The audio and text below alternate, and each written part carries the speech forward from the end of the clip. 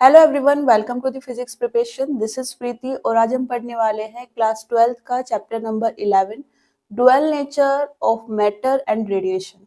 Chapter काफी अच्छा है, छोटा है और सिंपल है और क्वेश्चंस पर्सपेक्टिव से, एग्जाम पर्सपेक्टिव से काफी इंपॉर्टेंट है बिकॉज काफी अच्छे और सिंपल क्वेश्चंस यहाँ से आते हैं।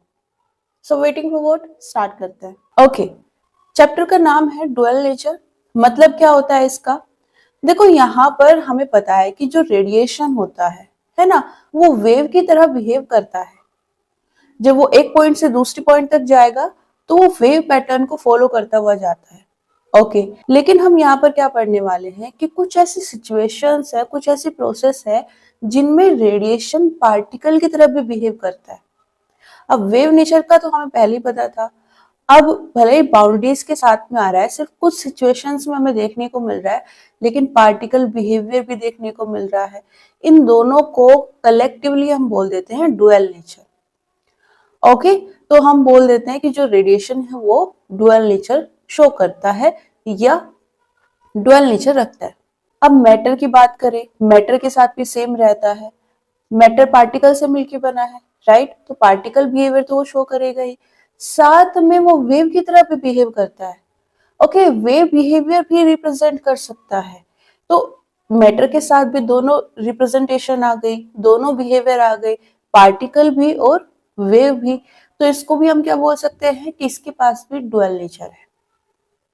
ओके, तो बेसिकली जो पार्टिकल और वेव बिहेवियर है उसको हम कलेक्टिवली बोल रहे हैं डुअल नेचर। ओके, अब यहाँ पर हमारे पास फर्स्ट टॉपिक आता है चैप्टर का, इलेक्ट्रॉन इमिशन।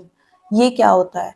देखो, ये सिंपली एक प्रोसेस है जिसमें हम कोई भी मटेरियल ले और उसमें सपोज हम मेटल की बात कर रहे हैं।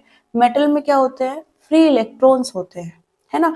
इन्हीं फ्री इलेक्ट्रॉन्स की वजह से जो मेटल है वो कंडक्टर की तरह काउंट की जाती है।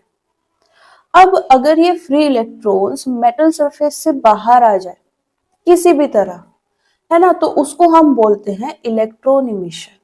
तो ये जो प्रोसेस है इलेक्ट्रॉन के मेटल सरफेस को छोड़कर बाहर आने की, लीव करके बाहर आने की, उसको हम क्या बोलते हैं? Electron emission.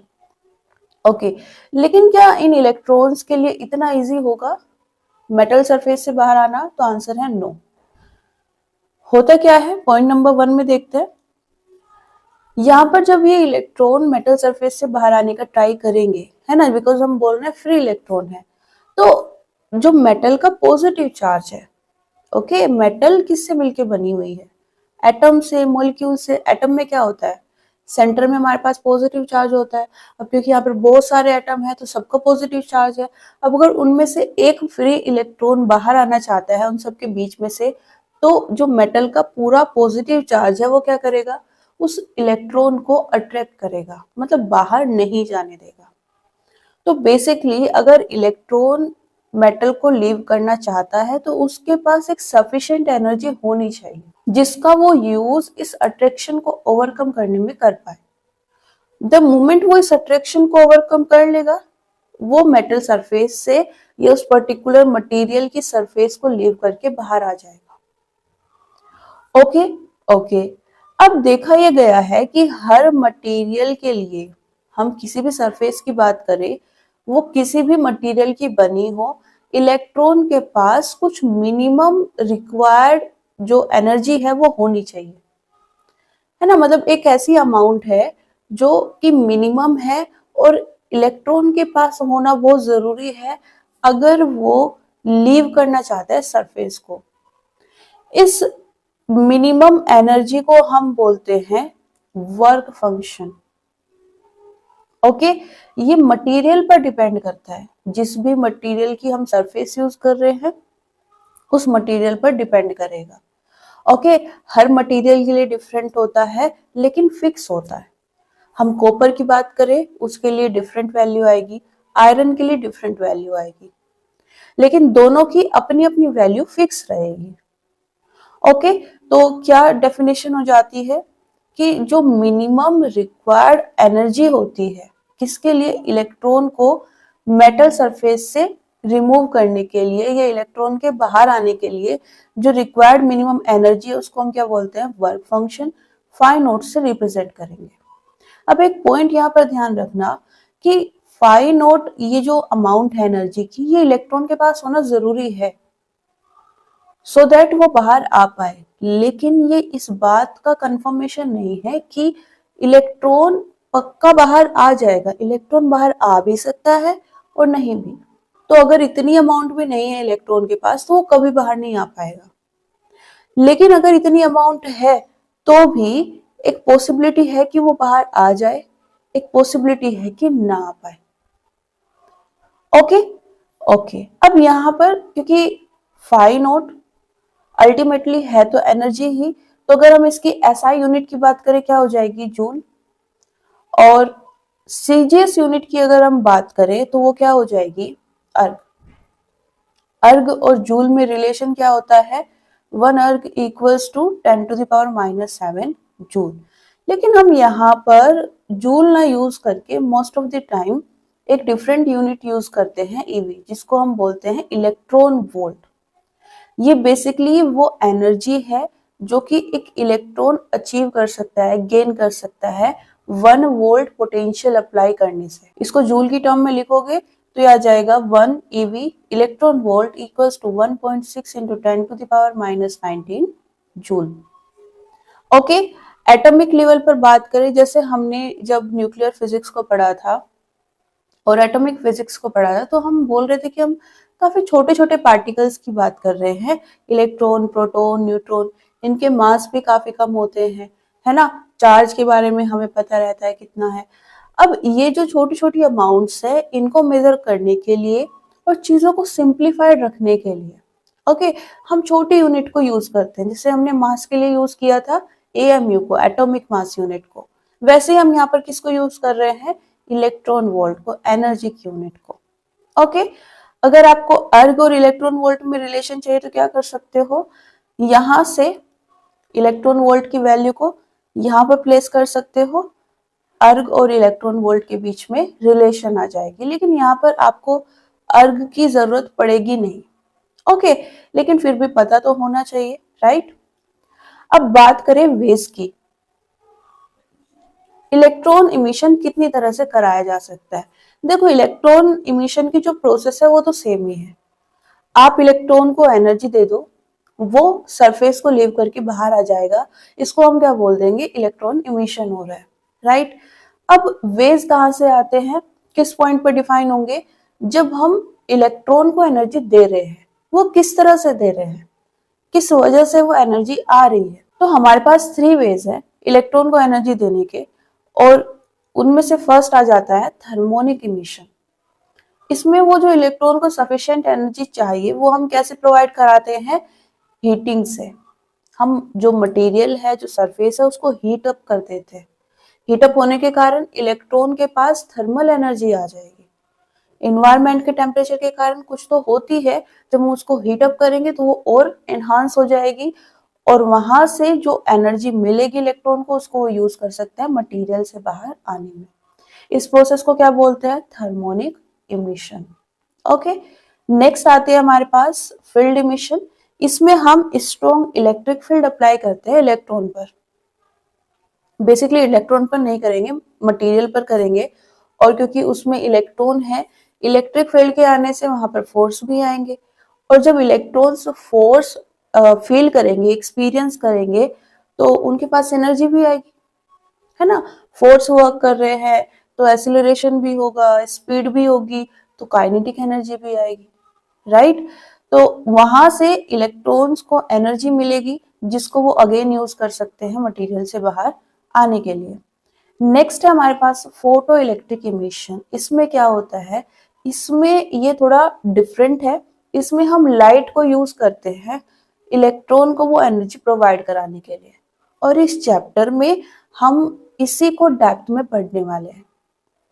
किस तरह से हम एक्सपेरिमेंटली इस इफेक्ट को देख सकते हैं, क्या कुछ रिजल्ट्स हैं, कैसे उनको एक्सप्लेन किया गया, किसने किया, वो सब पढ़ने वाले हैं। Okay okay. तो फोटो इलेक्ट्रिक इफेक्ट को सबसे पहले दिया था, ये डिस्कवर किया था हर्ट्ज ने। ओके उन्होंने वो ऑलरेडी एक एक्सपेरिमेंट कर रहे थे जिसमें उन्होंने नोटिस किया कि जब मेटल सरफेस पर यूवी रेज इंसिडेंट हो रही है तो कुछ लाइट स्पार्क्स देखने को मिल रहे हैं। ओके, और लाइट स्पार्क्स का इनडायरेक्टली मतलब क्या होता है? Free electrons. तो जब मेटल सरफेस पर यूवी रेज इंसिडेंट होती है वहां पर इलेक्ट्रॉन्स इमिट हो रहे थे, तो उसको क्या बोला गया? Photo electric effect. और इसको किसने डिस्कवर किया फर्स्ट टाइम? किसने नोटिस किया? हर्ट्ज ने। इनके बाद हॉलविच और लेनार्ड ने एक्सपेरिमेंटली डेमोन्स्ट्रेट किया इस इफेक्ट को। ओके, क्या कुछ सेटअप यूज किया गया इसके लिए? इसमें हमारे पास एक ग्लास ट्यूब हम यूज करते हैं। ओके, उसमें ये हमारे पास क्वार्टर्स विंडो रहती है। यहां से हम जो सोर्स यूज कर रहे हैं, लाइट सोर्स, वहां से उसकी रेज जाएंगी। ओके, यहाँ पर हमारे पास दो प्लेट्स हैं। प्लेट फोटो सेंसिटिव प्लेट है, मतलब जब यहाँ से रेज जाएंगी ये मेटल सरफेस उस लाइट को एब्सॉर्ब करेगी और मतलब इलेक्ट्रॉन्स एनर्जी को गेन करेंगे, राइट। और अगर उनको एनफ एनर्जी मिल गई तो वो इस प्लेट से बाहर आ जाएंगे। प्रोसेस को सिंप्लीफाइड रखने के लिए हम यहाँ पर कुछ कंडीशंस भी अप्लाई करते हैं, जैसे मोनोक्रोमेटिक लाइट को यूज करते हैं। ओके, जिससे हमें पता रहे कि हमने एक पर्टिकुलर कलर को फिक्स कर लिया और कलर के फिक्स होने से हमने उसकी वेवलेंथ फिक्स कर दी, राइट। तो हमें आइडिया रहे कि हम कितनी वेवलेंथ, कितनी फ्रीक्वेंसी की लाइट यूज कर रहे हैं। साथ में यहाँ पर इस ग्लास ट्यूब को इवैक्यूलेटेड रखा गया, मतलब यहाँ पर कोई गैस नहीं होनी चाहिए, कोई एयर नहीं होनी चाहिए, सिंपली वैक्यूम होना चाहिए। ओके, जो इलेक्ट्रॉन्स इस प्लेट से इमिट होंगे, कैथोड प्लेट से, उनको हम यहाँ पर क्या बोलते हैं? Photo electron. और इमिशन होने की जो प्रोसेस है इसको क्या बोलते हैं? Photo electric effect. ओके, लेकिन हमें पता कैसे चलेगा कि इलेक्ट्रॉन्स इमिट हो रहे हैं?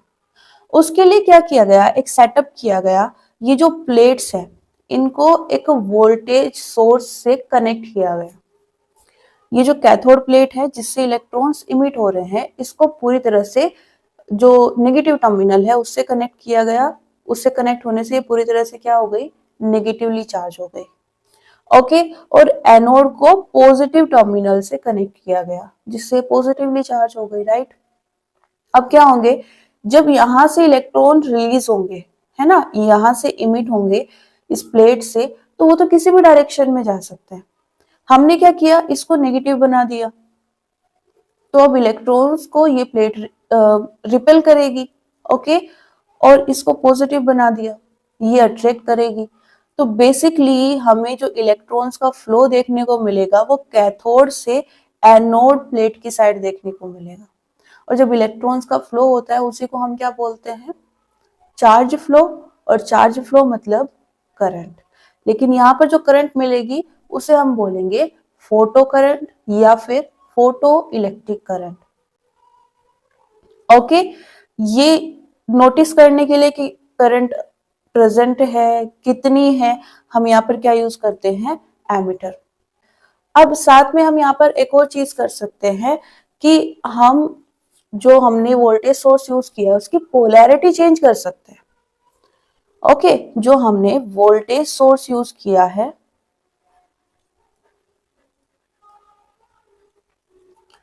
उसकी पोलैरिटी चेंज कर सकते हैं।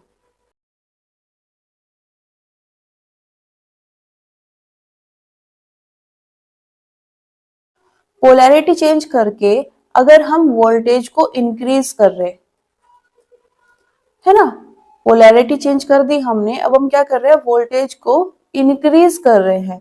तो यहाँ पर जो हमें वैल्यूज मिलेंगी जिनको हम इंक्रीज कर रहे हैं वो एक्चुअली में नेगेटिव पोटेंशियल होगा, ये नेगेटिव वोल्टेज होंगी। और इसी को हम और क्या बोल सकते हैं? रिटार्डिंग पोटेंशियल भी बोल सकते हैं।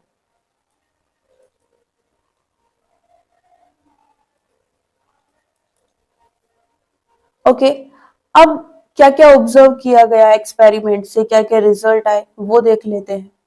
फर्स्ट है यहाँ पर जो फोटो करंट हमें मिली है, ओके, वो जो लाइट हम यूज कर रहे हैं, लाइट सोर्स, उसकी इंटेंसिटी के डायरेक्टली प्रोपोर्शनल होता है। अगर आप इंटेंसिटी इंक्रीज करोगे तो फोटो करंट भी इंक्रीज हो जाएगी, और फोटो करंट इंक्रीज होने का मतलब है number of photo electrons increase हो रहा है। इसको आप इस ग्राफ से देख सकते हो। फोटो करंट की भी पावर 1 है, इंटेंसिटी की पावर भी 1 है, तो एक दूसरे पर लीनियरली डिपेंड करते हैं। नेक्स्ट, अगर हम पोटेंशियल को इंक्रीज करें, एज इट इज जो पोटेंशियल हमने यूज किया है उसको हम इंक्रीज करने लगे, 3 वोल्ट, 5 वोल्ट, 10 वोल्ट, तो क्या देखने को मिलता है कि जो फोटो इलेक्ट्रिक करंट है वो भी इंक्रीज होने लगती है। लेकिन अगर आप पोटेंशियल को इंक्रीज करते जा रहे हो तो एक ऐसा पॉइंट आ जाएगा कि अब अगर आप उससे ज्यादा पोटेंशियल को इंक्रीज करोगे तो करंट इंक्रीज नहीं होगी। मतलब एक पर्टिकुलर पोटेंशियल पर जाकर करंट की वैल्यू फिक्स हो जाएगी, और ये जो वैल्यू होगी ये मैक्सिमम होगी।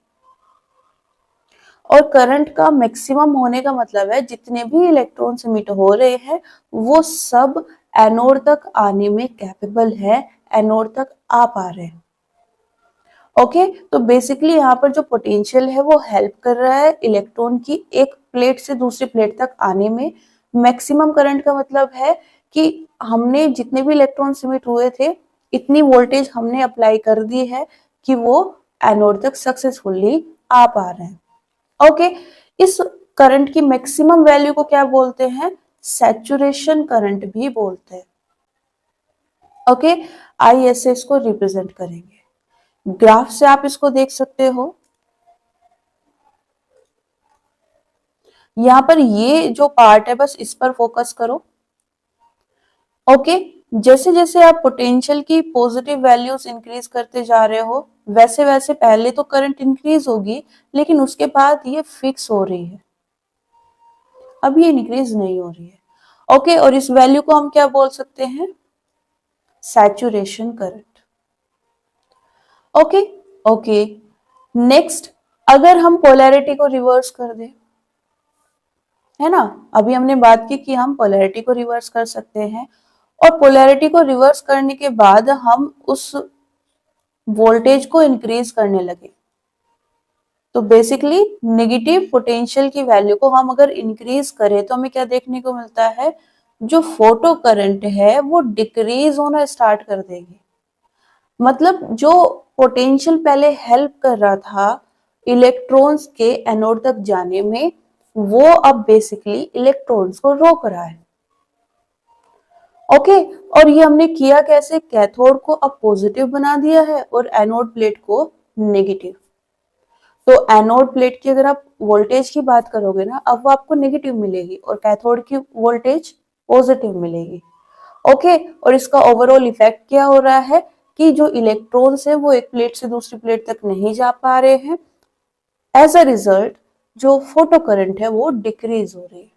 अब अगर आप इसको इंक्रीज करते जाओ, पोटेंशियल को करते जाओ, तो यहाँ पर एक पॉइंट आएगा कि जो करंट है वो पूरी तरह से जीरो हो जाएगी। डिक्रीज तो हो ही रही थी ना, अब वो क्या हो चुकी है? जीरो। अब जब करंट जीरो हो गई है, उस पॉइंट पर जो भी पोटेंशियल वैल्यू है आपके पास, उस वैल्यू को बोला जाता है कट ऑफ पोटेंशियल या फिर स्टॉपिंग पोटेंशियल। वी नोट से इसे रिप्रेजेंट करेंगे। ओके, इस फिगर में आप देख सकते हो हमारे पास जो फोटो करंट है वो डिक्रीज होना स्टार्ट कर देगी, ये वाला ग्राफ।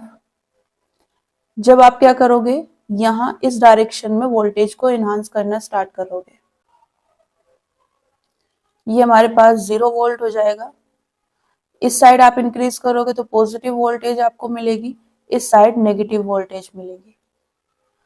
ये वो पॉइंट है जहां पर करंट जीरो हो रही है, तो इसको हम क्या बोल देंगे? Stopping potential.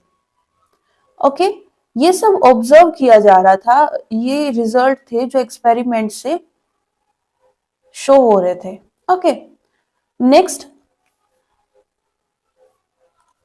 नेक्स्ट हमारे पास आता है ये ग्राफ। इसमें आप देखो कि एक साइड हमारे पास स्टॉपिंग पोटेंशियल है, एक साइड फ्रीक्वेंसी है। स्टॉपिंग पोटेंशियल किसका होगा? जो हमने वोल्टेज सोर्स यूज किया है। है ना। और स्टॉपिंग पोटेंशियल है मतलब अभी हम उस स्टेट में है कि रिवर्स पोटेंशियल हम यूज कर रहे हैं। ओके, रिटार्डिंग पोटेंशियल करंट को रोकने के लिए। फ्रीक्वेंसी किसकी रही होगी, जो हमने इंसिडेंट लाइट यूज की है उसकी फ्रीक्वेंसी की बात हो रही है। हमने यहाँ पर दो मेटल्स यूज की है, मेटल ए मेटल बी। पहले मेटल ए की बात कर लेते हैं। जैसे जैसे हम फ्रीक्वेंसी को इंक्रीज कर रहे हैं इस पॉइंट तक हम देख रहे हैं हमारे पास कोई वैल्यू नहीं है किसकी, पोटेंशियल की। स्टॉपिंग पोटेंशियल की कोई वैल्यू नहीं है जब हम यहां से यहां तक आ रहे हैं। उसके बाद सडनली ये इंक्रीज होनी स्टार्ट हो जाती है। जैसे जैसे अब आप ये फ्रीक्वेंसी को इंक्रीज कर रहे हो, स्टॉपिंग पोटेंशियल की वैल्यू भी इंक्रीज हो रही है सेम मेटल के लिए। फिर हमने दूसरी मेटल को यूज किया, उसके लिए भी देखा। उसके लिए हम पहले 0 से स्टार्ट करते हैं और इंक्रीज किए जा रहे हैं देन एक पॉइंट आता है जिसके बाद फाइनली स्टॉपिंग पोटेंशियल इंक्रीज होना स्टार्ट करता है जब हम फ्रीक्वेंसी को इंक्रीज करते हैं फॉर सेम मेटल बी। अब यहां से रिजल्ट क्या निकलता है कि देखो, आप जो लाइट यूज कर रहे हो वो कितनी भी इंटेंसिटी की हो मैटर नहीं करता, अगर उसकी फ्रीक्वेंसी एक पर्टिकुलर फ्रीक्वेंसी के इक्वल नहीं है। ओके, स्टॉपिंग पोटेंशियल 0 होने का मतलब क्या है कि हमें वहां पर कोई करंट ही नहीं मिल रही है।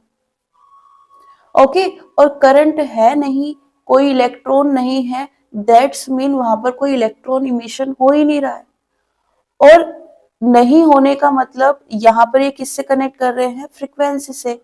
ओवरऑल रिजल्ट की बात करें तो कंक्लूड किया गया कि हमारे पास फ्रीक्वेंसी की एक मिनिमम वैल्यू होनी चाहिए जिसको हम क्या बोल सकते हैं, थ्रेशोल्ड फ्रीक्वेंसी। किसी भी मटेरियल के लिए यूज करो, कोई भी रेडिएशन यूज करो, लेकिन उसकी जो फ्रीक्वेंसी है वो या तो इस थ्रेशोल्ड फ्रीक्वेंसी के इक्वल होनी चाहिए या फिर इससे ज्यादा होनी चाहिए। तभी आपको इलेक्ट्रॉन इमिशन देखने को मिलेगा, तभी वहां पर आपको जो फोटो करंट है वो देखने को मिलेगी। और अगर फोटो करंट है तो आपको उसे स्टॉप करने के लिए वहां पर स्टॉपिंग पोटेंशियल को यूज करना पड़ेगा। मतलब फाइनली आपको स्टॉपिंग पोटेंशियल की नॉन जीरो वैल्यू देखने को मिलेगी। ये कौन एक्सप्लेन कर रहा है, ये ग्राफ। इसी को आप वेवलेंथ की टर्म में भी देख सकते हो। हमारे पास वेवलेंथ और फ्रीक्वेंसी में रिलेशन क्या होती है, ये मतलब एक दूसरे के इनवर्सली प्रोपोर्शनल होते हैं। तो यहां से आपके पास क्या आ जाएगा, मैथमेटिकली भी सॉल्व कर सकते हो। Okay, C by lambda, C by lambda naught. C की वैल्यू तो फिक्स ही रहेगी ना, यहां पर प्लेस कर रहे हैं तो ये कितना हो जाएगा, lambda naught greater than equal to lambda. Nu naught को हम क्या बोल रहे हैं, थ्रेशोल्ड फ्रीक्वेंसी। तो लैम्डा नोट को क्या बोल सकते हैं, थ्रेशोल्ड वेवलेंथ।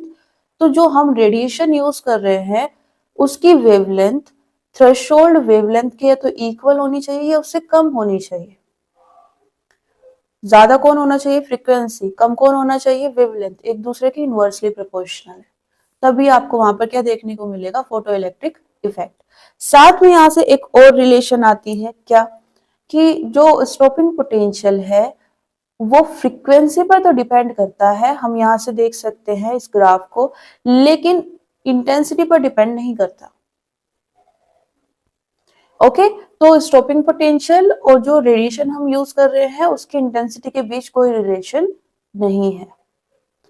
नेक्स्ट, जो फोटो इलेक्ट्रॉन्स है उनकी अगर हम काइनेटिक एनर्जी की बात करें, ओके, जब इलेक्ट्रॉन इमिट हो रहे हैं वो एक पॉइंट से दूसरे पॉइंट तक जा रहे हैं तो उनके पास कुछ ना कुछ तो काइनेटिक एनर्जी होगी ना, तभी तो वो जा पा रहे हैं। तो यहाँ पर अगर हम काइनेटिक एनर्जी की बात करें किसके, इमिटेड फोटो इलेक्ट्रॉन्स की, तो ये बोल रहे हैं कि वो लीनियरली इंक्रीज होती है किसके साथ, फ्रीक्वेंसी के साथ। अगर आप फ्रीक्वेंसी इंक्रीज करोगे तो काइनेटिक एनर्जी इंक्रीज हो जाएगी। अब कोई रिलेशन यहाँ पर अभी हमें नहीं पता है, हम सिर्फ एक्सपेरिमेंटल सेटअप कर रहे हैं, वहां पर ये प्रोसेस करा रहे हैं और जो रिजल्ट आ रहे हैं, है ना, जो फ्रीक्वेंसी है, इंटेंसिटी है, उनको हम चेंज करके देख रहे हैं क्या कुछ चेंजेस हो रहे हैं, जो रिजल्ट हमें मिल रहे हैं एज अ कंक्लूजन, वो हम यहाँ पर मेंशन कर रहे हैं।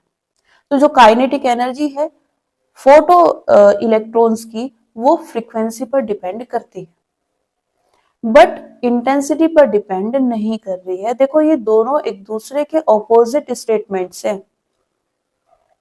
नंबर ऑफ फोटो इलेक्ट्रॉन्स की बात करोगे वो इंटेंसिटी पर डिपेंड करेंगे, और एक सिंगल फोटो इलेक्ट्रॉन की काइनेटिक एनर्जी की बात करोगे तो वो किस पर डिपेंड कर रही है, फ्रीक्वेंसी पर।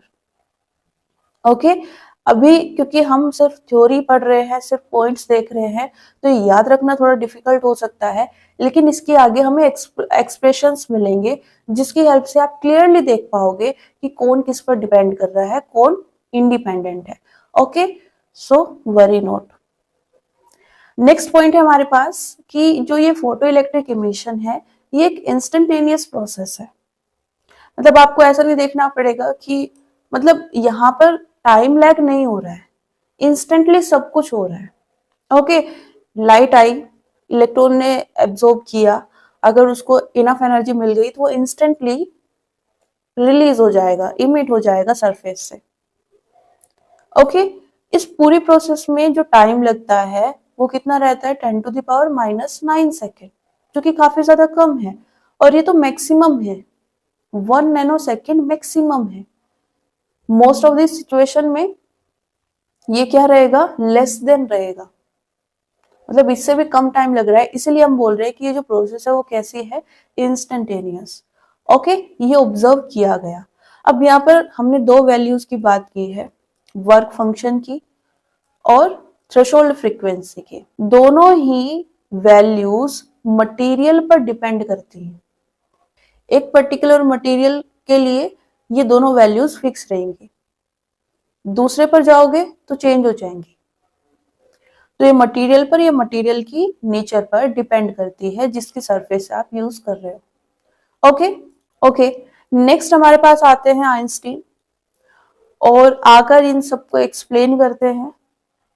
ओके क्या कुछ एक्सप्लेन किया उन्होंने, बोला कि देखो जो हमारे पास रेडिएशन है वो एक्चुअली में एनर्जी पैकेट से मिलके बना हुआ है। ओके ओके और एक सिंगल पैकेट को हम क्या बोल सकते हैं, क्वांटा।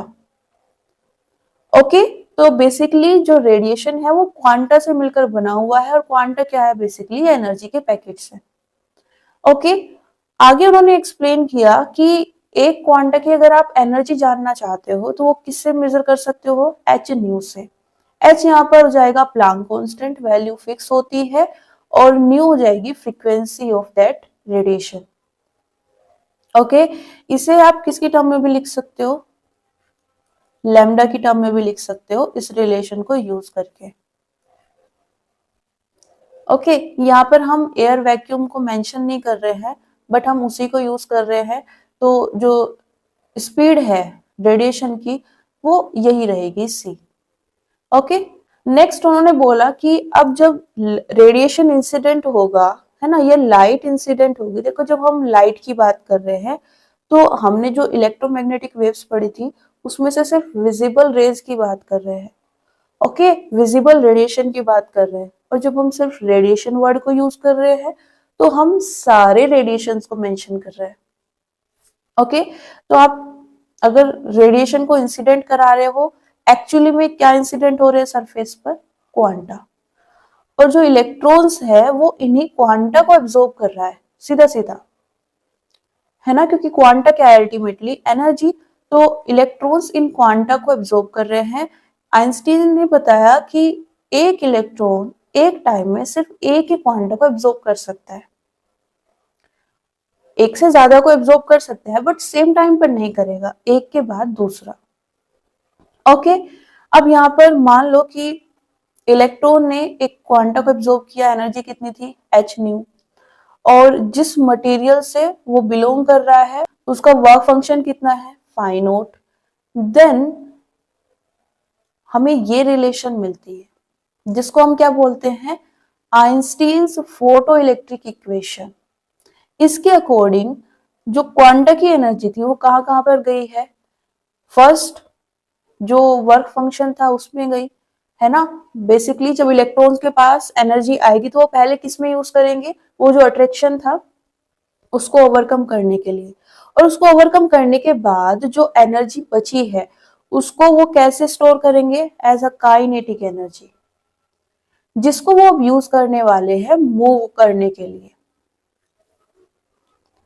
ओके, तो जैसे हम बोल रहे थे कि वर्क फंक्शन के लिए जितनी एनर्जी रिक्वायर्ड है अगर वो आ जाती है तो भी ये कंफर्म नहीं है कि इलेक्ट्रॉन बाहर आएगा कि नहीं आएगा।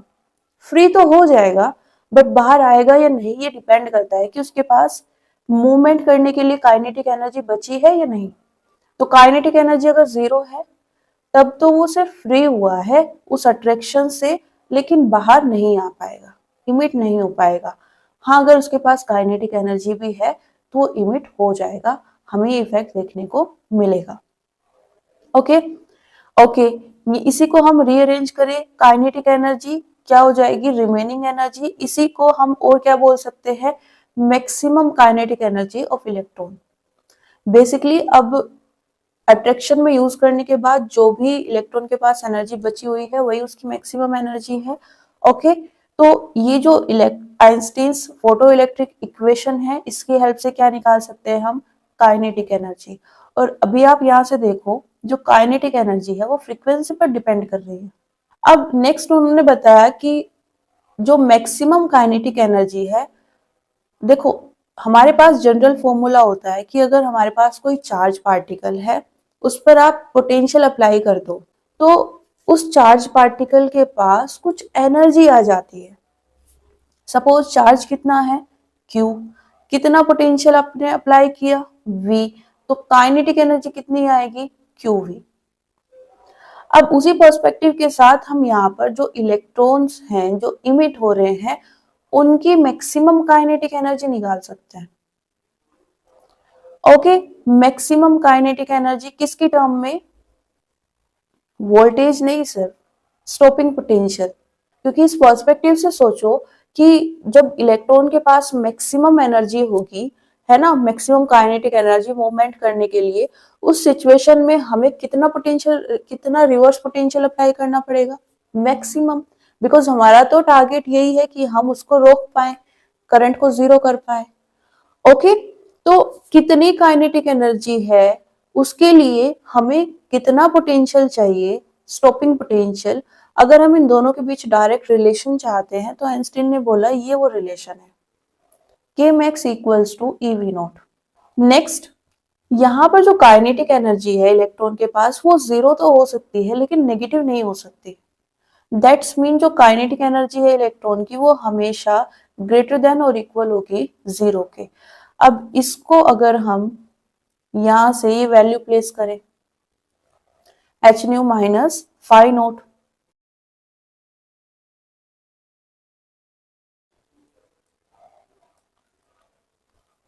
ये हो जाएगा। इसको रीअरेंज करेंगे तो कुछ इस तरह से लिख सकते हैं, इसको बोल देते हैं इक्वेशन नंबर 1। अब यहाँ पर बताया गया उस रिक्वायर्ड कंडीशन को जो कि इलेक्ट्रॉन इमिशन के लिए होनी चाहिए, क्या कि जो हमारे पास फ्रीक्वेंसी है वो थ्रेशोल्ड फ्रीक्वेंसी के इक्वल होनी चाहिए या फिर ग्रेटर देन। इस रिलेशन को हम यहाँ पर यूज करेंगे, कैसे, रिलेशन में दोनों साइड मल्टीप्लाई करेंगे प्लांक कांस्टेंट, क्या हो जाएगा, एच न्यू ग्रेटर देन और equal to H nu naught. इसको बोल देते हैं इक्वेशन नंबर 2। अब 1 और 2 इक्वेशन को कंपेयर करो। ओके, कितना आ जाएगा, phi naught equals to H nu naught. तो अभी तक हमें सिर्फ ये पता था कि एक मिनिमम रिक्वायर्ड एनर्जी होती है जिसे हम वर्क फंक्शन बोलते हैं। अब हमें ये पता है कि उसको निकालना कैसे है। इन वैल्यूज को कहां पर प्लेस करेंगे, आइंस्टीन इक्वेशन में, क्या हो जाएगा, kinetic energy equals to H nu minus H nu naught. अब इसको डायरेक्ट कंपेयर करो किससे, जो हमारे पास लाइन की इक्वेशन होती है, y equals to m x plus c. क्यों कर रहे हैं, आपसे पूछ लिया जाएगा kinetic energy versus frequency graph. पहले काइनेटिक एनर्जी लिखा हुआ है, दैट्स मीन y एक्सिस पर काइनेटिक एनर्जी रहेगी। ओके, कंपेयर करोगे तो यहाँ पर वाई एक्सिस पर आपको काइनेटिक एनर्जी चाहिए, एक्स एक्सिस पर न्यू चाहिए, है ना। सही अरेंजमेंट हो रहा है यहाँ पर। अब यहाँ पर जो m है वो क्या होता है, स्लोप। तो अगर हम ये ग्राफ ड्रॉ कर रहे हैं, इसके लिए स्लोप क्या हो जाएगा, m की वैल्यू क्या हो जाएगी, h, जो कि कांस्टेंट है, राइट। h प्लैंक कांस्टेंट है। c होता है intercept on the y axis. Okay, अब क्योंकि यहाँ पर आप देखो ये नेगेटिव है, मतलब ये नेगेटिव वाई एक्सिस पर हमें देखने को मिलेगा। ओवरऑल अगर आप लाइन ड्रॉ करोगे तो ये रिजल्ट में हमें देखने को मिलेगा। ओके ओके, नेक्स्ट एक ये इक्वेशन हो गई आइंस्टीन इक्वेशन, एक ये हो गई। दोनों में हम मैक्सिमम एनर्जी की बात कर रहे हैं। ऑल्दो देखो हमने यहाँ पर मेंशन नहीं किया मैक्सिमम काइनेटिक एनर्जी, बट ये मैक्सिमम काइनेटिक एनर्जी की ही बात हो रही है। ओके, तो हम यहाँ से दोनों को कंपेयर करेंगे, क्या आ जाएगा, E V naught equals to H nu minus phi naught. यहां से इसको रीअरेंज करेंगे किसके अकॉर्डिंग, अगर आपको V naught versus frequency graph चाहिए तो उसके according. V naught Y axis पर रहना चाहिए, तो एक साइड में हम सिर्फ वी नोट को रखेंगे, बाकी सबको दूसरी साइड ले जाएंगे। कितना हो जाएगा, V naught equals to H by E into nu minus phi naught by E. Okay, phi naught की वैल्यू भी आप यहाँ पर प्लेस कर सकते हो, क्या है, एच न्यू नोट। अगेन इसको y equals to m x plus c से कंपेयर करेंगे, तो ये हमारे पास रिलेशन आ जाएगी, सॉरी ग्राफ आ जाएगा। ओके, यहां पर बात करें स्लोप की, क्या आ जाएगा, h by E, again constant है, h प्लैंक कांस्टेंट होता है और e की वैल्यू भी फिक्स होती है, चार्ज है। ओके, और इंटरसेप्ट c की वैल्यू क्या है, phi naught by e with negative sign. Okay, next जैसे हम यहाँ पर बात कर रहे थे relation between frequency and kinetic energy, हम देखो यहाँ पर क्या बोल रहे हैं, हमारे पास एक मटेरियल फिक्स है। ओके, मटेरियल फिक्स है तो उसके लिए जो रिक्वायर्ड थ्रेशोल्ड फ्रीक्वेंसी है वो भी फिक्स है, जो वर्क फंक्शन है वो भी फिक्स है। हमने माना कि हमने एक ऐसा रेडिएशन यूज किया है जिसकी फ्रीक्वेंसी थ्रेशोल्ड फ्रीक्वेंसी से ज्यादा है या उसके इक्वल है, मतलब हमने मेक श्योर कर लिया है कि हमें यहाँ पर फोटो इलेक्ट्रिक इफेक्ट देखने को मिल जाए। ओके, अब इस सिचुएशन में हम क्या कर रहे हैं, फ्रीक्वेंसी को फर्दर इंक्रीज कर रहे हैं। तो आइंस्टीन ने बताया काइनेटिक एनर्जी भी इंक्रीज हो जाएगी, और सिर्फ बताया नहीं, प्रूफ भी किया। ये हमारे पास एक्सप्रेशन है। अगर आप इंसिडेंट रेडिएशन की फ्रीक्वेंसी मतलब न्यू को इंक्रीज कर रहे हो तो kinetic energy of electron increase हो जाएगी। इलेक्ट्रॉन की बात कर रहे हैं हम यहाँ, kinetic energy of photo electron. Okay, और फ्रीक्वेंसी किसकी इंक्रीज हो रही है, इंसिडेंट रेडिएशन की। सेकंड, अगर हम क्वांटा की एनर्जी की बात करें, देखो क्वांटा की सिर्फ एनर्जी की बात हो रही है और इलेक्ट्रॉन की सिर्फ काइनेटिक एनर्जी की बात हो रही है। ओके, अगर हम क्वांटा की एनर्जी की बात करें तो वो भी इंक्रीज हो जाएगी। कैसे, हमने भी देखा E equals to H nu energy होती है, तो अगर हम न्यू को इंक्रीज करेंगे तो क्वांटा की एनर्जी इंक्रीज हो जाएगी। ओके, इंटेंसिटी का क्या मतलब है, तो आइंस्टीन ने एक्सप्लेन किया, देखो इंटेंसिटी मतलब नंबर ऑफ क्वांटा इंसिडेंट पर सेकेंड। सरफेस पर जब रेडिएशन इंसिडेंट हो रहा है पर सेकेंड कितने क्वांटा आ रहे हैं, उसी को हम क्या बोलेंगे, इंटेंसिटी। ओके, अब अगर आप इंटेंसिटी को इंक्रीज करोगे तो सीधी सी बात है नंबर ऑफ क्वांटा इंक्रीज हो जाएंगे। ओके, तो वही यहां पर बोला गया है कि जो एनर्जी है, ओके, जो एनर्जी है किसकी, क्वांटा की, वो तो सेम रहेगी, लेकिन नंबर ऑफ क्वांटा इंक्रीज हो जाएंगे। एनर्जी किस पर डिपेंड कर रही है, फ्रीक्वेंसी पर, और नंबर किस पर डिपेंड कर रहे हैं, इंटेंसिटी पर। सिमिलरली जब हम फोटो इलेक्ट्रॉन की बात कर रहे हैं जो कि इमिट हो रहे हैं, उनकी काइनेटिक एनर्जी सेम रहेगी, ओके, उनकी काइनेटिक एनर्जी सेम रहेगी इंटेंसिटी के इंक्रीज होने से, लेकिन number of photo electrons increase हो जाएंगे, और नंबर ऑफ फोटो इलेक्ट्रॉन्स बढ़ गए हैं तो फोटो करंट भी बढ़ जाएगी। और ये हमने रिजल्ट में देखा था कि जो फोटो करंट है वो किसके डायरेक्टली प्रोपोर्शनल होती है, इंटेंसिटी के। तो आप यहाँ पर जितने भी एक्सप्लेनेशन में पॉइंट दिए हैं आइंस्टीन ने, किसी को भी यूज कर सकते हो और मैच कर सकते हो कि जो एक्सपेरिमेंट से हमें रिजल्ट मिले थे, एग्जैक्टली वही रिजल्ट हमें आइंस्टीन की एक्सप्लेनेशन से भी मिल रहे हैं। इसीलिए यहाँ पर आइंस्टीन के इस एक्सप्लेनेशन को, इस थ्योरी को एक्सेप्ट कर लिया गया with the point that radiation is made up of energy packets known as quanta. Radiation energy packet से मिलकर बना हुआ है, जिसको हम क्या बोल सकते हैं, क्वांटा। ओके, हाइगेंस ने भी वेव थ्योरी के थ्रू एक्सप्लेन करने की कोशिश की थी ये जो एक्सपेरिमेंट हुआ था, बट उनके रिजल्ट्स मैच नहीं हो रहे थे जो एक्सपेरिमेंट से रिजल्ट आए थे उनके साथ में। और ऐसी सिचुएशन में हम प्रायोरिटी देते हैं एक्सपेरिमेंटल रिजल्ट्स को, ना कि थ्योरीज को। ओके, तो उस थ्योरी को रिजेक्ट कर दिया गया था, बट क्योंकि आइंस्टीन की थ्योरी के रिजल्ट्स मैच हो रहे थे तो इसको एक्सेप्ट कर लिया गया। क्वेश्चंस देख लेते हैं यहाँ पर। फर्स्ट है हमारे पास, light of a frequency of 1.5 times the threshold frequency, मतलब nu is equals to 1.5 nu naught on a photosensitive material. What happens to the photoelectric current when the frequency is cut in half and the intensity is doubled? देखो, जब frequency को आप कम कर दोगे तो नई frequency कितनी आ जाएगी, इन्होंने बोला है हाफ कर दिया है, मतलब न्यू बाय 2 किया है, दैट्स मीन 1.5 डिवाइडेड बाय 2। अब यहाँ पर आप देख सकते हो, यहाँ पर तो क्या था कि जो न्यू था वो बड़ा था किससे, न्यू नॉट से।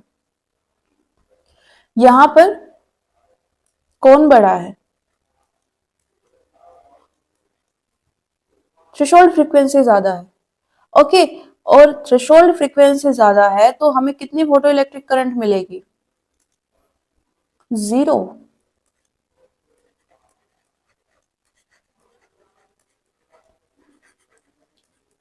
तो आप यहां से क्या कंक्लूड कर सकते हो कि इंटेंसिटी चाहे जितनी भी है, अगर हमारे पास इंसिडेंट फ्रीक्वेंसी थ्रेशोल्ड फ्रीक्वेंसी के इक्वल नहीं है या उससे ज्यादा नहीं है, तो हम कितनी भी इंटेंसिटी का रेडिएशन यूज कर ले, जो फोटो इलेक्ट्रिक करंट है वो 0 रहेगी, हमें कोई फोटो इलेक्ट्रॉन नहीं मिलेगा। नेक्स्ट है हमारे पास the work function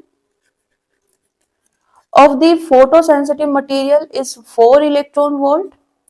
phi naught कितना है हमारे पास, 4 इलेक्ट्रॉन वोल्ट।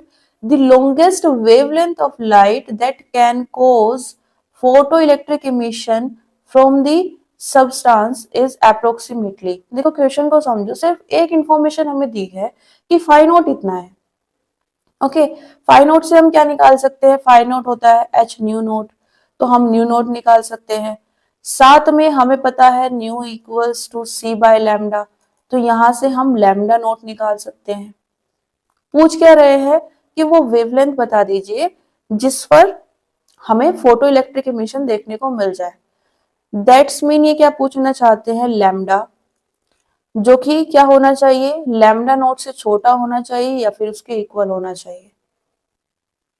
ओके, अब लॉन्गेस्ट वेवलेंथ का मतलब क्या है, जो सबसे बड़ी वेवलेंथ है वो जानना चाहते हैं। अब इस कंडीशन को देखो, लैम्डा की जितनी भी वैल्यूज हैं वो सब छोटी होंगी किससे, लैम्डा नोट से। एक ही तो वैल्यू है जो लैम्डा नोट के इक्वल हो सकती है, बाकी सब तो उससे छोटी होंगी। जो वेवलेंथ की सबसे ज्यादा वैल्यू होगी उसी को हम बोलते हैं लॉन्गेस्ट वेवलेंथ। और सबसे ज्यादा वैल्यू हमें पता है वो किसके इक्वल आएगी, लैम्डा नोट के। तो अगर हम यहाँ पर लैम्डा नोट निकाल ले तो हमारे पास क्या आ जाएगा, क्वेश्चन का आंसर। तो इसको यूज करते हैं, phi naught equals to H nu naught equals to 4 electron volt. H nu naught की वैल्यू रखेंगे यहां से, कितना आ जाएगा, सी बाय न्यू नोट।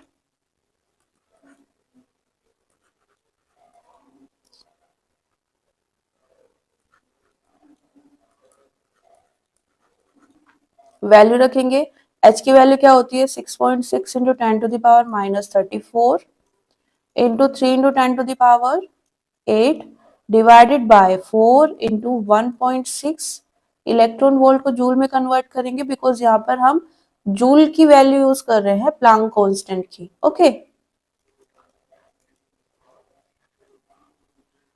तो इलेक्ट्रॉन वोल्ट की वैल्यू आ गई है जूल में। ऊपर की साइड क्या आ रहा है जूल सेकेंड और साथ में मीटर पर सेकेंड। तो आप वेरीफाई भी कर सकते हो। आपको यहाँ से क्या मिलेगी सिर्फ वेवलेंथ। आंसर्स किस में दिए हुए हैं नैनोमीटर में। तो ये नैनोमीटर में कन्वर्ट कर सकते हैं कैसे। इसको 10 टू द पावर -9 बनाना होगा तो क्या करेंगे -2 कर देंगे और साथ में इसको बैलेंस करने के लिए +2 कर देंगे। ओके कितना हो जाएगा 100 की मल्टीप्लाई इसमें होगी तो ये आएगा 103 और साथ में आ जाएगा -9 तो 103 नैनोमीटर। अप्रोक्सीमेटली इन्होंने पूछा है सबसे ज्यादा क्लोज किसके है ऑप्शन नंबर 3। तो क्या करेंगे 31 नैनोमीटर आंसर। ओके नेक्स्ट है हमारे पास when two monochromatic lights of frequency nu and nu by 2 are incident on a photoelectric metal, their stopping potential becomes V0 by 2 and V0 respectively. The threshold frequency for this metal is threshold frequency पूछ रहे हैं है ना। तो या तो आप सीधा सीधा इसे ही निकाल लो या फिर फाई नोट को निकाल लो उसकी हेल्प से न्यू नोट निकाल सकते हो। और क्या दिया हुआ है हमें फ्रीक्वेंसी बताई है और स्टॉपिंग पोटेंशियल की वैल्यूज बताई हुई है। तो ये दोनों किस में हमें मिलेंगे आइंस्टीन इक्वेशन में जिसको हम वी नोट की टर्म्स में लिखते हैं h by e nu minus h nu naught by e right. इसको 2 बार अप्लाई करना है एक बार न्यू वी नोट बाय 2 के लिए बिकॉज इन्होंने बोला है कि जब फ्रीक्वेंसी न्यू है स्टॉपिंग पोटेंशियल कितना है वी नोट बाय 2। तो क्या हो जाएगा ये V naught by 2 equals to H nu minus H nu naught by E equation number 1। उसके बाद न्यू बाय 2 और वी नोट के लिए अप्लाई करेंगे that's mean V naught equals to sorry यहाँ पर ई आएगा h by e nu by 2 minus h by e nu naught दोनों में सेम रहेगा। ओके अब ये पूछना क्या चाहते हैं न्यू नोट और किसकी टर्म में न्यू की टर्म में। तो आप देखो दोनों इक्वेशंस में हमें न्यू नोट की वैल्यू चाहिए न्यू की टर्म्स में चाहिए। ओके और वी नोट नहीं होना चाहिए वी नोट एच ई ये सब नहीं होने चाहिए। तो क्या करेंगे इनको रिप्लेस करेंगे कैसे करें वी नोट की वैल्यू यहां से यहां पर प्लेस कर सकते हैं फ्रॉम 2 to 1 क्या आ जाएगा minus nu equals to nu naught by 2 minus nu naught ये कितना आएगा nu naught equals to 3 nu by 2। Okay कौन सा ऑप्शन करेक्ट है ऑप्शन नंबर 1।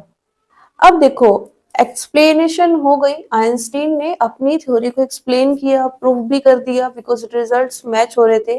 अब उसके बाद रीऑब्जर्व किया गया कि ये जो रिजल्ट्स मिल रहे हैं ये कौन रिप्रेजेंट कर सकता है सिर्फ पार्टिकल।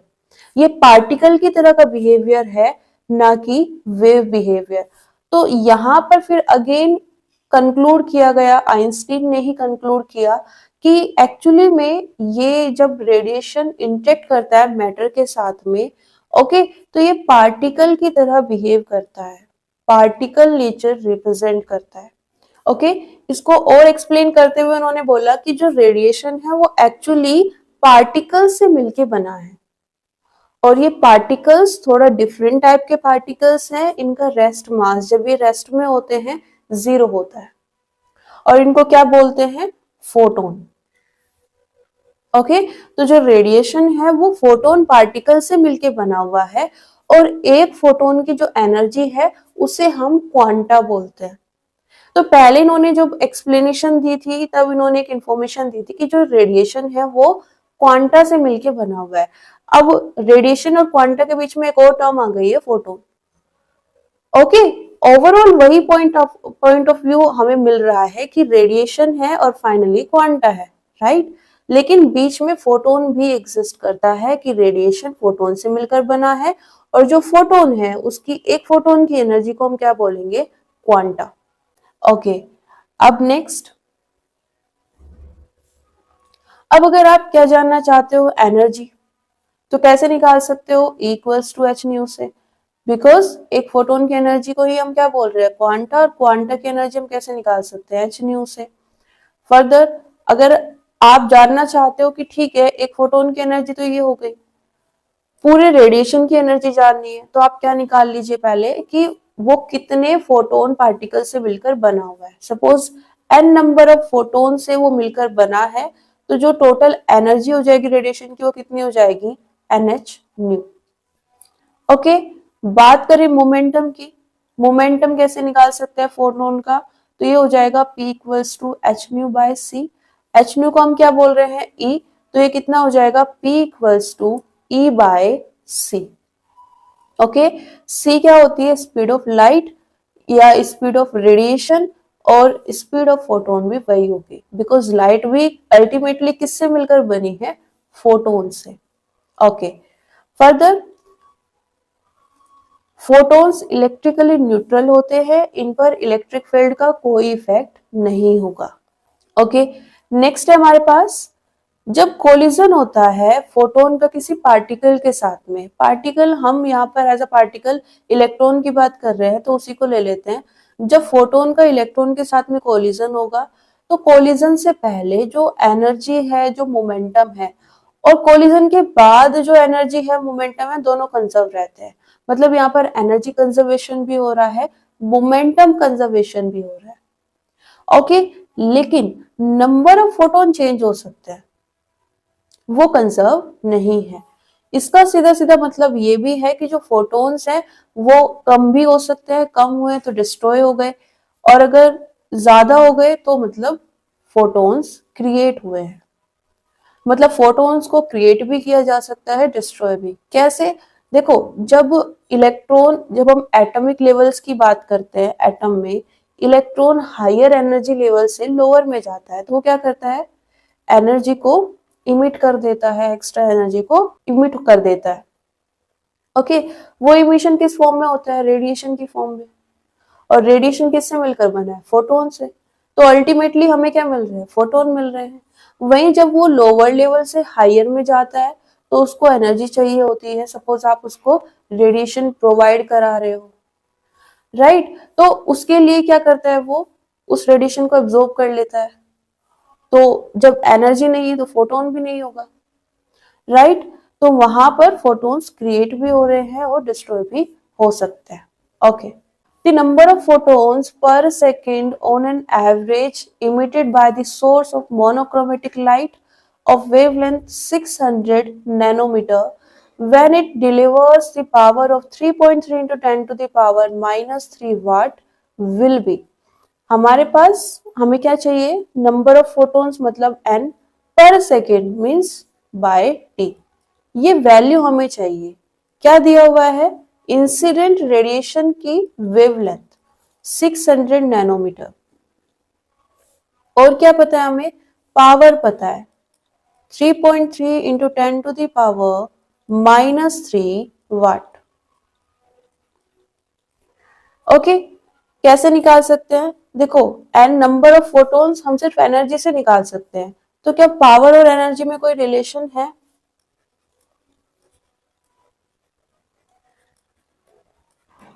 ये हो जाएगा P equals to E by टी। और क्योंकि हम यहाँ पर रेडिएशन की एनर्जी की बात कर रहे हैं तो E क्या हो जाएगा, En। पूरे रेडिएशन की बात हो रही है, पूरा रेडिएशन हम मान के चल रहे हैं n नंबर ऑफ फोटोन से मिलकर बना हुआ है, तो ये क्या आ जाएगा, अगर एक फोटोन की एनर्जी h न्यू है तो टोटल एनर्जी कितनी हो जाएगी, nh न्यू। ओके, तो यहां से n/t आ गया हमारे पास, जिसकी वैल्यू हमें चाहिए, साथ में h न्यू।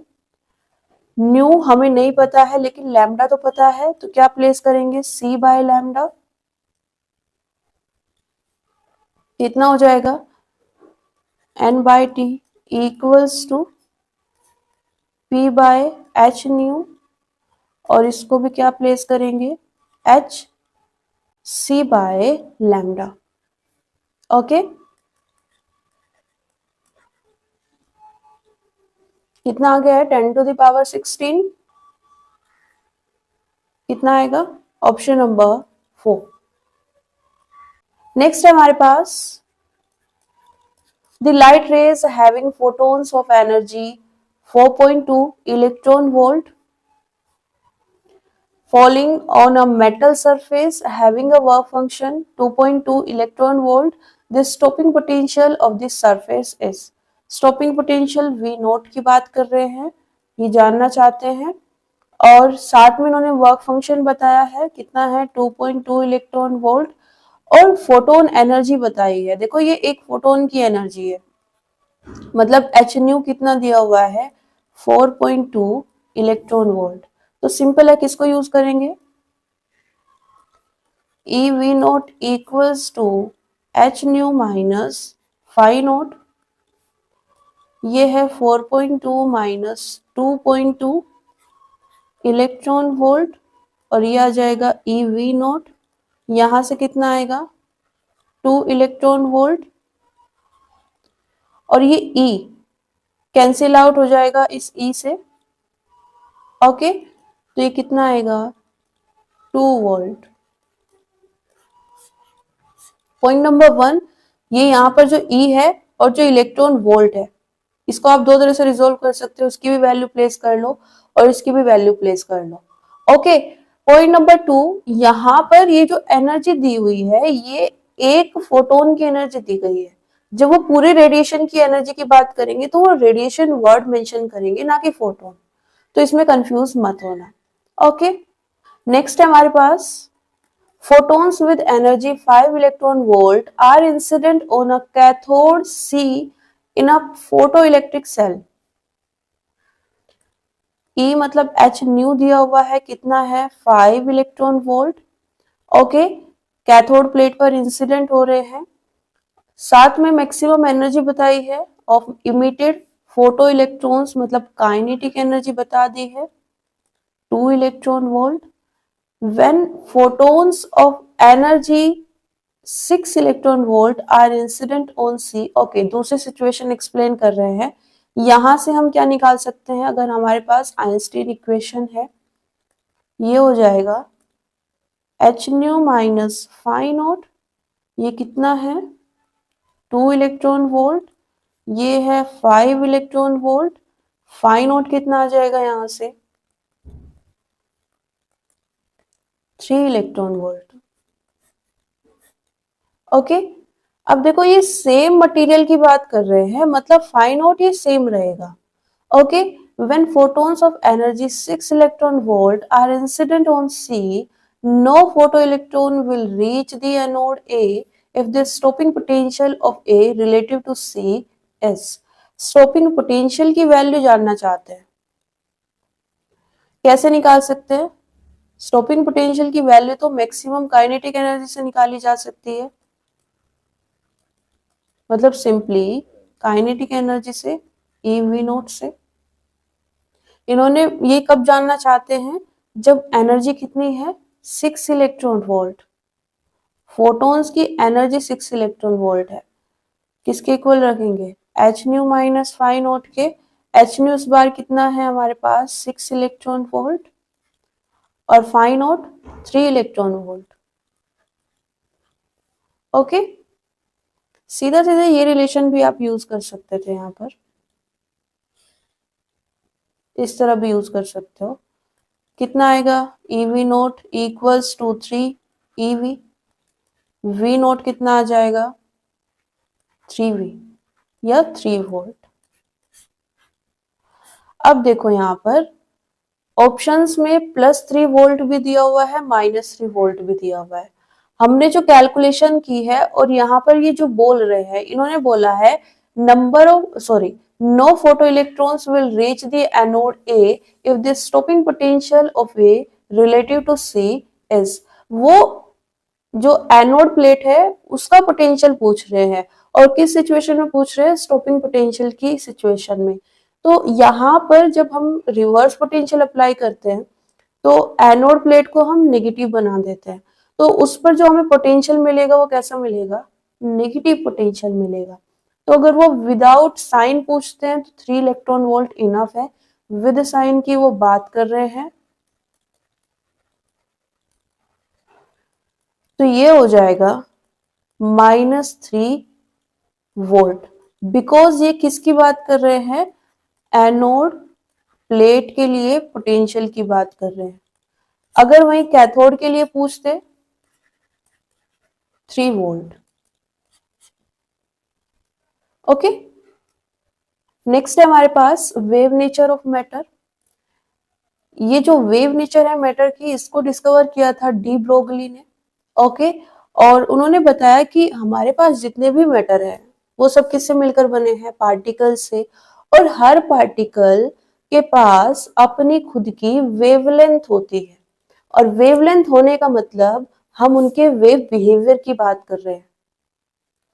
ओके, अब यहाँ पर इन्होंने ये मेंशन भी किया कि हम पार्टिकल, कोई भी पार्टिकल की बात कर सकते हैं, हम मैक्रोस्कोपिक पार्टिकल की बात कर सकते हैं, कोई मैक्रोस्कोपिक ऑब्जेक्ट है सपोज बॉल, ओके, और माइक्रोस्कोपिक पार्टिकल सपोज हम किसी इलेक्ट्रॉन की बात कर रहे हैं, प्रोटॉन की बात कर रहे हैं, जिनको हम नहीं देख सकते बट एग्जिस्ट करते हैं और पार्टिकल है। ओके, तो बेसिकली अगर यहाँ पर आपको एग्जांपल चाहिए, इलेक्ट्रॉन वेव नेचर रिप्रेजेंट करता है। बस सिचुएशन ये होती है कि उनकी वेवलेंथ, उनका ये वेव नेचर हम देख नहीं पाते, क्योंकि जो वेवलेंथ है वो काफी स्मॉल वैल्यू रहती है, किस केस में, पार्टिकल्स के केस में। ओके, आइडिया आपको लग जाएगा। इन्होंने एक्सप्रेशन दिया था इस वेवलेंथ को मेजर करने के लिए, क्या था, h/p। h यहाँ पर कांस्टेंट होता है, प्लैंक कांस्टेंट, और जिस पार्टिकल की आप बात कर रहे हैं उसका मोमेंटम देख लीजिए, आपको क्या मिल जाएगी, वेवलेंथ। ओके, वेवलेंथ की यूनिट क्या होती है, SI की बात कर रहे हैं तो मीटर हो जाएगी, राइट। अब दोनों के बीच में अगर आप यहाँ पर देखो ग्राफ पर्सपेक्टिव से, तो h तो क्या है, कांस्टेंट है, तो मोमेंटम किसके इनवर्सली प्रोपोर्शनल है, वेवलेंथ के, और इसी को अगर हम रीअरेंज करें तो क्या बोल सकते हैं, कांस्टेंट, राइट। और ये कौन सा ग्राफ रिप्रेजेंट कर सकता है, XY कांस्टेंट वाला ग्राफ, हाइपरबोला, रेक्टेंगुलर हाइपरबोला।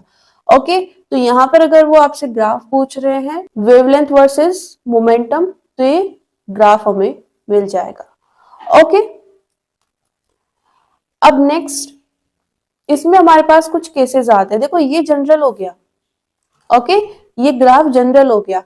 अब अगर हम केसेस में जाएं, सपोज हम एक ऐसे पार्टिकल की बात कर रहे हैं जिसका मास कितना है m और स्पीड कितनी है v, उसका हम मोमेंटम जानना चाहते हैं। ओके, तो कैसे निकाल सकते हैं, मोमेंटम होता है mv, तो लैम्डा क्या हो जाएगा, h/mv।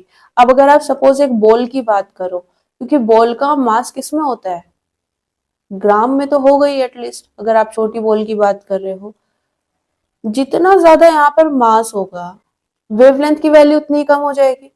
ओके, सपोज मेरे पास एक पार्टिकल है जिसकी काइनेटिक एनर्जी मुझे पता है कितनी है, E।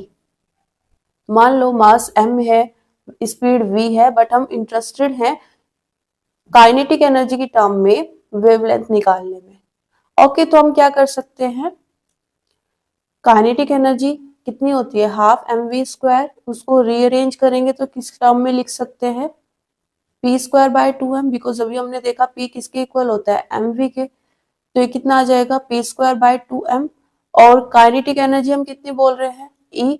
तो यहां से इसको रीअरेंज करके हमारे पास P आ जाएगा in terms of kinetic energy, जिसको हम E से रिप्रेजेंट कर रहे हैं। इसको यहाँ पर प्लेस करेंगे तो ये हमारे पास एक्सप्रेशन आ जाएगा। एनर्जी जूल में दी हुई है तो जूल में यूज करो, इलेक्ट्रॉन वोल्ट में दी हुई है तो इलेक्ट्रॉन वोल्ट में यूज कर सकते हो। m यहाँ पर उस पार्टिकल का मास है जिसकी बात हो रही है, इलेक्ट्रॉन की हो रही है तो इलेक्ट्रॉन का, अल्फा पार्टिकल आपको यहाँ देखने को मिलेगा तो अल्फा पार्टिकल का मास आप यूज करोगे। साथ में यहाँ पर आपसे पूछ लिया जाता है ग्राफ बिटवीन 1/λ² वर्सेस एनर्जी, कैसे निकाल सकते हो, इसको रीअरेंज करोगे कितना आएगा, h²/2me। ओके, हमें क्या चाहिए 1/λ², तो 1/λ² कितना आ जाएगा 2me/h²। ओके, मतलब आप इसको y से रिप्लेस कर सकते हो, इस एक्सिस पर E है ना, तो ये क्या हो जाएगा x, और यहाँ पर जितना भी बचेगा वो क्या होगा, स्लोप। तो एक किसकी इक्वेशन आ गई, लाइन की इक्वेशन आ गई, प्लस सी नहीं है मतलब इंटरसेक्ट नहीं होगा वाई एक्सिस पर। ओके, तो ये हमारे पास ग्राफ आ जाएगा 1/λ² वर्सेस ई ग्राफ, एनर्जी ग्राफ। एनर्जी भी कौन सी, काइनेटिक एनर्जी। अब सपोज आपको सिचुएशन दी गई है कि वो जो पार्टिकल है उसका चार्ज कितना है Q, और उसको एक्सीलरेट किया गया है with the help of potential V। Potential they, voltage की बात करें या फिर पोटेंशियल डिफरेंस, तीनों का मतलब सेम होगा। तो अभी हमने जो एक्सप्रेशन देखा था kinetic energy equals to QV वाला, उसको हम यहाँ पर यूज करेंगे। Energy suppose kinetic energy E है, तो अभी हमने जो एक्सप्रेशन निकाला है P इक्वल्स टू √2me, इसमें E की वैल्यू को क्या प्लेस करना है, QV, और आंसर आ जाएगा। अगेन जिस चार्ज की बात कर रहे हैं उसका चार्ज आएगा, उसी का मास आएगा, और V वोल्टेज है। ओके, यूनिट क्या रहेगी, वोल्ट। ओके, नेक्स्ट हमारे पास, नेक्स्ट केस है हमारे पास कि हमारे पास जो पार्टिकल है वो जिस इन्वायरमेंट में रखा हुआ है उसका टेम्परेचर हमें पता है, या उस पर्टिकुलर मटेरियल का टेम्परेचर हमें पता है कितना है, T केल्विन, के यहाँ पर केल्विन को रिप्रेजेंट कर रहा है। देन उसकी वेवलेंथ कैसे निकाल सकते हैं हम, h/√3m⁴ से।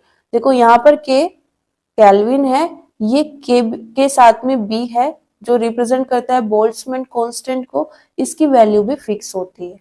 m उस पार्टिकल का मास हो जाएगा। ओके, ध्यान रखना इसकी यूनिट क्या होगी, जूल पर केल्विन, और T यहाँ पर क्या लेना है, हमेशा केल्विन में लेना है। अगर आपको डिग्री सेल्सियस में दिया हुआ है तो आप क्या कर सकते हो, उसमें ऐड कर सकते हो 273। जो रिजल्ट आएगा वो किस में आएगा, केल्विन में आएगा। ओके, क्वेश्चंस देख लेते हैं अपने। फर्स्ट क्वेश्चन है हमारे पास, an electron with 144 electron volt of kinetic energy has a de Broglie wavelength that is very similar to, हमारे पास काइनेटिक एनर्जी है 144 इलेक्ट्रॉन वोल्ट, और क्या जानना चाहते हैं, डी ब्रोगली वेवलेंथ। क्या एक्सप्रेशन है हमारे पास, लैम्डा इक्वल्स टू h/√2me, है ना। यहाँ पर m क्या है, मास ऑफ पार्टिकल, किसकी बात हो रही है, इलेक्ट्रॉन की, तो ये हो जाएगा मास ऑफ इलेक्ट्रॉन, और E क्या है यहाँ पर, काइनेटिक एनर्जी। ओके, वैल्यूज को प्लेस करेंगे। H की वैल्यू क्या होती है, 6.6 into 10⁻⁻34 divided by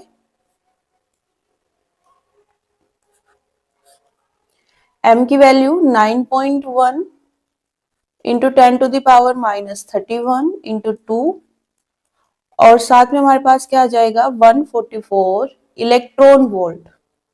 okay,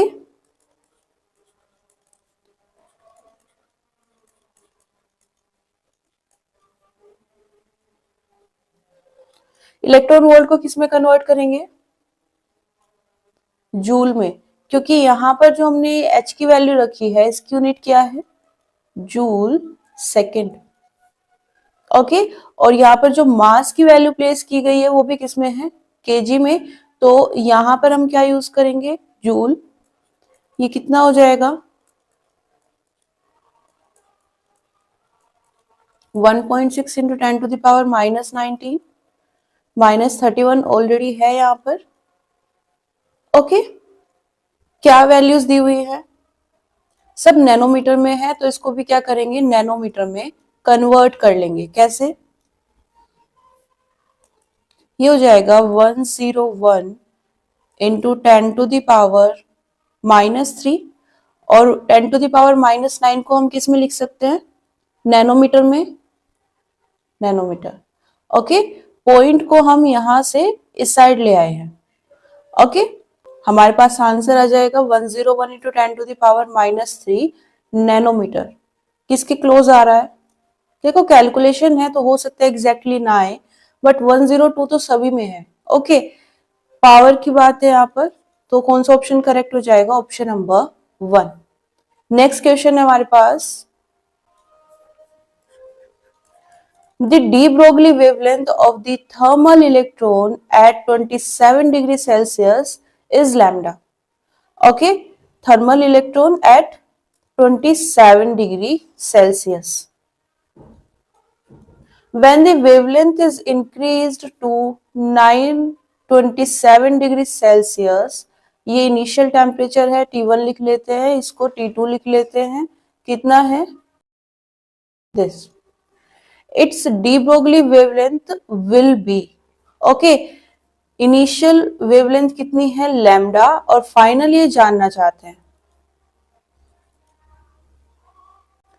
okay okay, कैसे इसको सॉल्व कर सकते हैं? देखो हमारे पास होता है lambda equals to h by √2m kBT। Okay, यहाँ पर ये दो सिचुएशन की बात कर रहे हैं और दोनों सिचुएशन में इन्होंने क्या यूज किया है? इलेक्ट्रॉन, मतलब पार्टिकल सेम है, तो पार्टिकल का मास भी सेम रहेगा दोनों सिचुएशन में। एच प्लांक कांस्टेंट है, ये भी सेम रहेगा। के भी यहाँ पर होता है बोल्ट्जमैन कांस्टेंट, तो ये भी सेम रहेगा। और क्योंकि दो सिचुएशन दी है तो हम यहाँ पर क्या यूज कर सकते हैं? रेशो। इसकी हेल्प से यहाँ पर रेशो निकालेंगे। लैम्डा 1 इक्वल्स टू क्या हो जाएगा? √T1 और lambda 2 equals to this. Okay okay, यहाँ पर हमारे पास जो टेम्परेचर की वैल्यूज होती हैं वो सब केल्विन में होंगी, तो हमें क्या करना पड़ेगा? इन दोनों वैल्यूज को केल्विन में चेंज करना पड़ेगा। कितना हो जाएगा ये? 300 केल्विन, और T2 कितना बन जाएगा?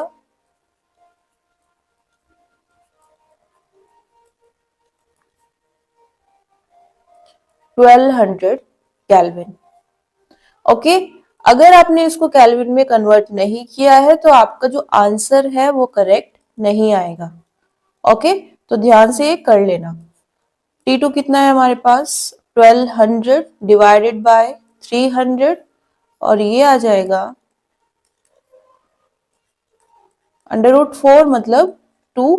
हमें क्या चाहिए? लैम्डा 2, तो कितना आ जाएगा? Lambda 1 by 2। ओके, और लैम्डा 1 कितना है? Lambda, so it would be lambda by 2। Okay, options, third option correct है। नेक्स्ट है हमारे पास, an electron and an alpha particle are accelerated by the same potential difference. Let lambda e and lambda alpha denote the de Broglie wavelength of the electron and the alpha particle respectively. Then हमारे पास यहाँ पर दो particles की बात की गई है इस बार। एक पार्टिकल क्या है? इलेक्ट्रॉन, और दूसरा क्या है? Alpha particle. ओके, दोनों के पास सेम पोटेंशियल डिफरेंस है, मतलब दोनों की सिचुएशन में अगर हम बात करें पोटेंशियल की तो V ले लेते हैं, okay. And lambda E and lambda alpha denote the de Broglie wavelength, okay. ये लैम्डा E आ जाएगा और ये लैम्डा अल्फा। अब हमें क्या करना है, दोनों के बीच में रिलेशन निकालनी है। हमें पता है कि जब हम वेवलेंथ का एक्सप्रेशन अप्लाई करते हैं हमारे पास और क्या आता है, मास आता है, ओके। और चार्ज भी आ सकता है। अब अगर हम यहाँ पर चार्ज की बात करें, क्यू ई कितना हो जाएगा, ई और क्यू अल्फा,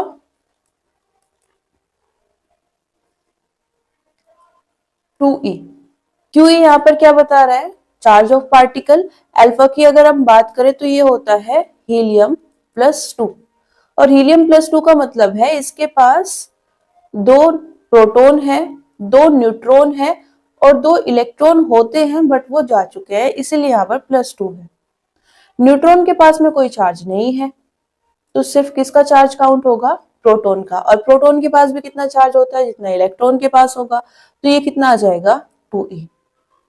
ओके, बात करें मास की, मास ऑफ इलेक्ट्रॉन, इसको हम me रखेंगे। और मास ऑफ अल्फा, किस किस का मास आएगा, mass of proton, mass of neutron, और हम यहाँ पर मास ऑफ प्रोटॉन को मास ऑफ न्यूट्रॉन के इक्वल ले सकते हैं, ओके। तो ये कितना आ जाएगा, 4 mp, ओके। कोई डाउट नहीं है यहां तक। अब यहाँ पर एक और रिलेशन आती है कि जो मास ऑफ प्रोटॉन है वो इतने टाइम्स होता है किसका, मास ऑफ इलेक्ट्रॉन का। तो इसको आप मास ऑफ इलेक्ट्रॉन की टर्म में लिखना चाहते हो तो क्या लिख सकते हो, दिस। तो हमें क्या चाहिए, रिलेशन चाहिए, तो पहले किसके लिए अप्लाई कर लेते हैं, 4 इलेक्ट्रॉन, कितना आ जाएगा, लैम्डा ई इक्वल्स टू, कौन सा एक्सप्रेशन अप्लाई कर रहे हैं, lambda equals to h by under root 2m QV। Electron के लिए क्या हो जाता है, EV। सिंपली जो काइनेटिक एनर्जी थी उसको, ये हमने यहाँ पर एक्सप्रेशन यूज किया था, यहाँ पर जो एनर्जी है उसको किसके इक्वल रख देना है, EV के। या अगर हम किसी जनरल पार्टिकल की बात कर रहे हैं अपार्ट फ्रॉम इलेक्ट्रॉन, तो वो क्या हो जाएगा, QV, ओके।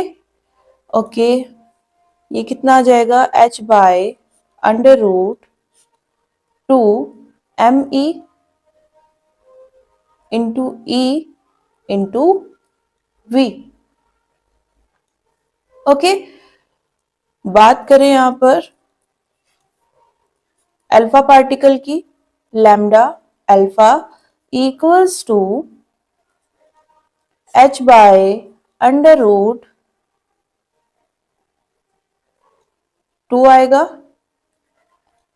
और mass of alpha Q alpha and V, value place करेंगे, ये हो जाएगा 4 times of mp into 2e into V, equation number 2, okay. क्या करना है, दोनों में रिलेशन फाइंड आउट करना है। तो इसके लिए क्या कर सकते हैं, जो कॉमन है उनको रिप्लेस कर सकते हैं। तो इनको थोड़ा सा रीअरेंज कर लेते हैं। अब इसको इक्वेशन नंबर 2 बोल देंगे, ओके। सिमिलरली यहां पर भी करेंगे, ओके। इसको भी रीअरेंज कर लिया है और फाइनली हमारे पास ये इक्वेशन नंबर 1 आई है और ये इक्वेशन नंबर 2। अब इक्वेशन नंबर 1 और 2 में हम देख सकते हैं जो हमारे पास राइट हैंड साइड है दोनों सेम है, दोनों को एक दूसरे के इक्वल रखेंगे, ओके। सो फ्रॉम 1 एंड 2 ये हो जाएगा lambda E under root M E equals to lambda alpha under root 4 times of mp, okay. और यहां पर mp को हम क्या रख सकते हैं,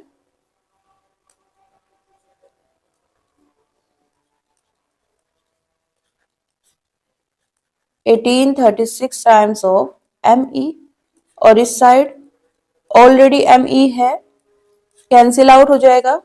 बात करें इस अंडर रूट की, ये हो जाएगा अराउंड 42.8 समथिंग। ओके, तो इसको हम क्या लिख सकते हैं, 43। तो ये कितना आ जाएगा, lambda E equals to 2 into 43 lambda alpha. एक बार ऑप्शंस चेक कर लेते हैं। अब यहाँ पर इक्वल तो नहीं है, क्लियरली हम देख पा रहे हैं, 4 टाइम्स भी नहीं है, है ना, उससे ज्यादा है ना। 43 को जब 2 से मल्टीप्लाई करेंगे तो हम यहाँ पर क्या बोल सकते हैं, option number 1 is correct. Okay, तो यहां पर वो एग्जैक्ट वैल्यू नहीं पूछ रहे थे, कैलकुलेट आगे करना चाहते हो कर सकते हो, अदरवाइज आंसर यहां से आ जाएगा। ओके, नेक्स्ट है हमारे पास, an electromagnetic wave of wavelength lambda is incident on a photosensitive surface of negligible work function. Okay, negligible work function मतलब फाई नोट को हम ऑलमोस्ट कितना ले सकते हैं, 0 electron volt. Okay, if m is the mass of photoelectron emitted from the surface and lambda d is the de Broglie wavelength, then relation between lambda and lambda d। तो यहां पर अगर आप क्लियरली देखो, जो इंसिडेंट रेडिएशन है उसकी wavelength कितनी है, लैम्डा। मतलब अगर हम इंसिडेंट रेडिएशन की एनर्जी निकालना चाहते हैं, वो कितनी है, एच न्यू, और इसको भी हम क्या लिख सकते हैं, H C by lambda. Okay, और फर्दर उन्होंने बोला है कि जो इमिटेड इलेक्ट्रॉन है उसका मास कितना है, m, मतलब mass of electron is equals to m, और जो डी ब्रोगली वेवलेंथ है वो कितनी है, लैम्डा डी। जनरली हम लैम्डा डी को क्या रखते हैं, ये फॉर्मूला यूज होता है, और क्योंकि पार्टिकल की बात कर रहे हैं इलेक्ट्रॉन की, तो हम ये कैसे निकाल सकते हैं, h by under root 2me से, जहां पर E क्या हो जाएगी, kinetic energy of particle. Particle क्या है यहाँ पर, इलेक्ट्रॉन। ओके, और कैसे यूज कर सकते हो आप, यहां पर इसको सिंपली mv भी ले सकते हो। ओके, अब लेकिन दोनों में से ज्यादा बेटर कौन रहेगा, देखते हैं अभी। इसको बोल देते हैं इक्वेशन नंबर 1, इसको बोल देते हैं इक्वेशन नंबर 2। यहां पर हमें एनर्जी चाहिए अगर हम इस एक्सप्रेशन को यूज कर रहे हैं, राइट, काइनेटिक एनर्जी। हमारे पास वर्क फंक्शन कितना है, ऑलमोस्ट 0, और इंसिडेंट रेडिएशन की फ्रीक्वेंसी सॉरी वेवलेंथ है हमारे पास, तो हम उसकी एनर्जी बता सकते हैं। हम यहाँ पर क्या आइंस्टीन इक्वेशन यूज कर सकते हैं, हाँ बिल्कुल कर सकते हैं।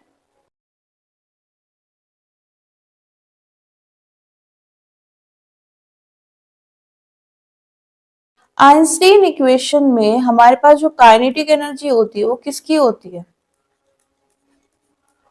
इमिटेड पार्टिकल की ही होती है। तो मतलब यहां पर इन्होंने हमें किसकी वैल्यू दी है, काइनेटिक एनर्जी की, और वो क्या है, H C by lambda, because phi naught यहाँ पर 0 है। ओके ओके, तो हम इसको यूज करेंगे और इसमें ये वैल्यू प्लेस कर देंगे।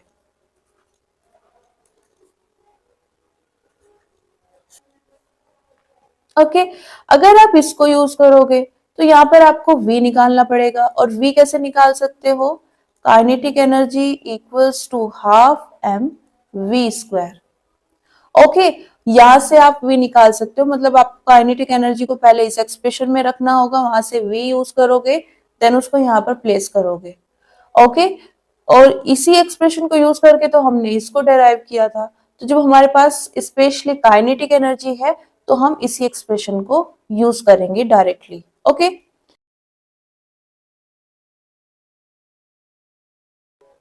फर्दर सोल्व करेंगे इसको, कितना आएगा। फर्दर सोल्व करने से पहले एक बार ऑप्शंस देख लेते हैं। इसमें हमारे पास स्क्वायर के फॉर्म में दिया हुआ है, स्क्वायर रूट की फॉर्म में नहीं, तो हम क्या करेंगे, यहाँ पर दोनों साइड का स्क्वायर ले लेंगे। ओके, क्या आएगा, तो बेसिकली जो लैम्डा डी है उसका स्क्वायर आ रहा है, तो ये ऑप्शन तो इनकरेक्ट है। इन सब में देख लेते हैं, लैम्डा को एक साइड ले आते हैं, 2mc/h, 2mc/h, option number 1 is correct. Okay, इसी के साथ हमारा चैप्टर होता है फिनिश। मिलते हैं नेक्स्ट क्लास में, तब तक आप अपनी फिजिक्स प्रिपरेशन करते रहिए। अगर कोई भी डाउट है तो वो आप कमेंट सेक्शन में पूछ सकते हैं, आपको आंसर मिल जाएगा। Thank you everyone, see you soon.